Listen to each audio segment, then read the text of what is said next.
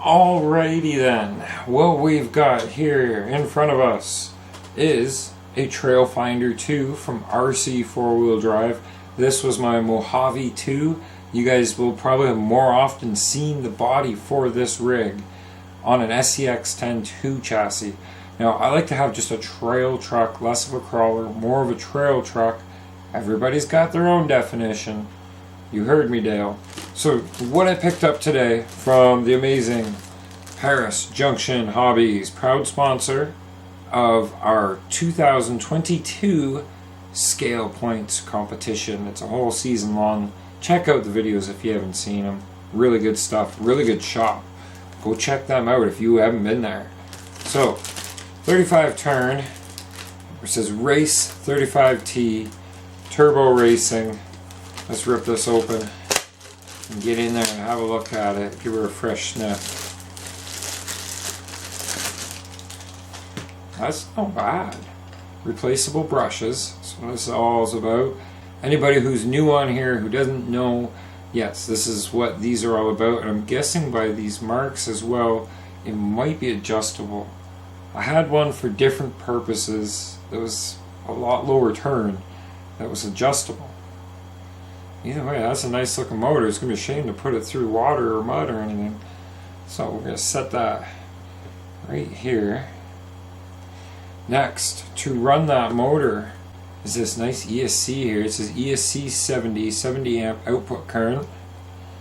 And by the way, it's to replace this. Both of these, ESC and motor, okay, replacing 2-in-1 Hobbywing Fusion. If you don't know the Hobbywing Fusion, well, I'm going to tell you right now, this is a 2-in-1. The ESC is built into the can, into the motor. Enough said.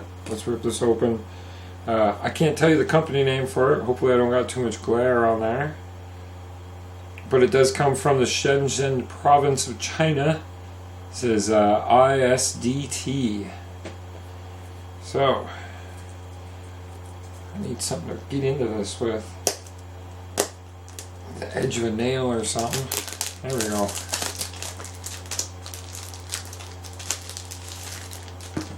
Maybe less glare now. Now, the boys in at Paris Junction Hobbies were telling me this is all Bluetooth programmable. So I'll be able to hook my phone up to it. First thing you see is a nice big manual. I'll make use of that eventually, I'm sure of it. And then the ESC itself, look at this. Let's get the box out of the way. A little bit of unfolding, a little bit of pushing. Okay, what fell out? Ah. Yes, I see. Battery ends. Nope. Either battery ends or speed controller ends. They've even thrown one of these auto solder shrink wraps in. I'll be doing it the right way. Don't get me wrong, if you use the auto solder stuff, that's fine for you, but not for me. Alright, so the manual will tell us which wires are power, which would be your red and your black, and which ones are your positive and negative for the motor. We got some plugins here. I'm sure it's probably for a program card. And a switch. I hope that's nice and waterproof in there. This is a waterproof speed controller, so. In the back we can very barely see 2 to 3S LiPo. Gives you your nickel metal hydride equivalent. BEC output of 5 to 7.6 volts. Shenzhen ISD technology made in China. Cool. So that's going to end up like right around here. The motor is going to go right here. And then, as well from Paris Junction Hobbies, I also got new servo. A lot of guys spend the $20 on an Amazon servo. Look at that big bag of horns. Probably won't use them. A lot of guys spend the $20 on an Amazon servo, and I found for the equivalent price, you know, when you throw delivery or whatever in, these guys right here. It's a decent little servo. Hasn't failed me so far. I'm not actually, it's a JX servo. DC5821LV, if that makes any reference for you guys. Metal gears, same thing as the $20 Amazon servo. A little bit more power. And it works great. And so far it has not let me down. I have purchased these before. So back to the TrailFinder 2. This experience of driving a leaf spring truck on the trail is a unique experience in its own. If you haven't tried it, check out, I would recommend the TrailFinder 2 is a great intro to getting yourself a nice leaf spring truck. Springs get a little stiff at first, but they break in, they soften up, and it's a good ride. Probably won't be running the Latrax radio when this is finally set up again. We will be doing, I might do an install video, but I kind of feel we could save the time and just jump to a trailing video now that I've shown you what's going to go in it. You know where everything's going to go. There's not much to see at that point. And yes, I do have a tire off, if you've noticed by now, just to show you the use of these jack stands. These awesome little jack stands. These are great. You get your tire off and it's still just sitting the way it should. Good trip to Paris Junction Hobbies today. We did a bit of a crawl.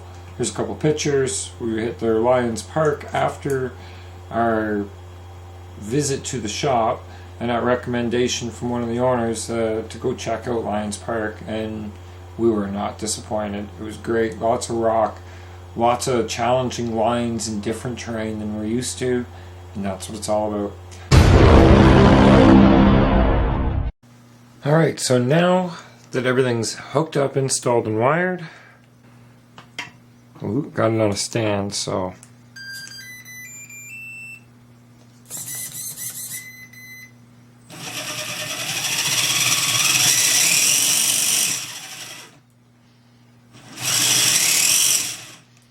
alrighty, everything's good to go. You heard the 2 beeps letting you know it's 2S powered, as you can see with the battery right there. Alrighty, I wanted to show you guys one of the reasons, not just that it's powered, it's got a cool green light on the light switch, Bluetooth mode. You gotta see this. Alrighty, I forgot, you have to open the app, the ISD Go app, and you get the ESC programming on it. It says it's ready, blue light is on. I didn't actually have to do any of that other step. Now, you can see it gives you your throttle percent.